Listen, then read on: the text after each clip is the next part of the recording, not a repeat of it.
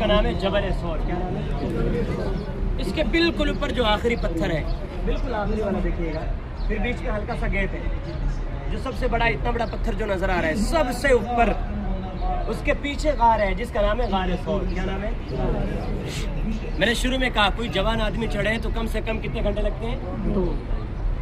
اور اب پیدل جانے والا راستہ بھی حکومت نے کیا کر دیا؟ وجہ کیا بنی؟ وجہ یہ بنی کہ حکومت نے، دیکھو آپ کو راستہ نظر آ رہا ہوگا، اوپر کھمبے لگے ہوئے، راستہ دکھ رہا ہے ایسے ایسے، میں دکھاؤں گا ابھی پیچھے.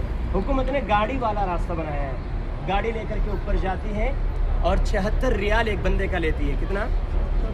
76 ریال ایک بندے کا.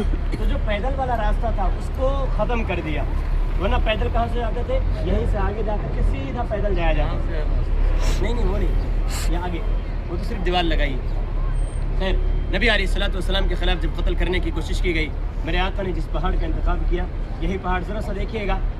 مکۃ المکرمہ میں میرے آقا کو جب پتہ چلا، آقا نے سب سے پہلے کس کو بتایا؟ حضرت ابو بکر صدیق رضی اللہ تعالیٰ عنہ کو.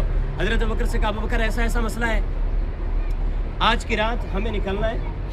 حضرت ابو بکر صدیق رضی اللہ تعالیٰ عنہ پوری رات حاجی صاحب، رات کی تاریکی میں، یعنی کہ آدھی رات میں نبی علیہ الصلوۃ والسلام نکلے، اور حضرت ابو بکر جاگ رہے ہیں. سونا گوارا نہیں کیا. مورخوں نے یہ بھی لکھا ہے جاگ کیوں رہے، کہیں ایسا نہ ہو میں سو رہا ہوں اور آقا آ کر کے کنڈی کھٹکھٹائے، پہلے سے جاگ رہے ہیں. میرے آقا گئے رات کی تاریکی، حضرت ابو بکر میرے آقا کے ساتھ چل رہے ہیں. میرے آقا کے کبھی آگے کبھی پیچھے کبھی دائیں بائیں. نبی علیہ الصلوۃ والسلام نے پوچھا ابو بکر کیا ماجرا ہے، کبھی آگے ہوتے ہو کبھی پیچھے کبھی دائیں بائیں؟ کہنے لگے اللہ کے نبی رات کی تاریکی ہے، اندھیری رات ہے، کچھ نظر نہیں آ رہا، پورا مکہ آپ کا دشمن بنا بیٹھا ہے. لیکن جب یہ ڈر محسوس ہوتا نا کہ سامنے سے کوئی تکلیف یا سامنے سے کوئی دشمن آ رہا تو میں آپ کے سامنے چلا جاتا ہوں تاکہ تکلیف پہنچے تو مجھے پہنچے، آپ کو کچھ نہ ہو، اس لیے میں آپ کے آگے پیچھے ہو رہا ہوں. میرے آقا نے کہا ابو بکر گھبرانے کی بات نہیں ہے. حاجی صاحب ہجرت کے پورے سفر میں مکے سے جب آقا نکلے ہیں مدینہ پہنچنے تک سب سے زیادہ ڈرا کون ہے؟ حضرت ابو بکر. غار میں بھی ڈر رہے، غار سے نکلے تو بھی ڈر رہے.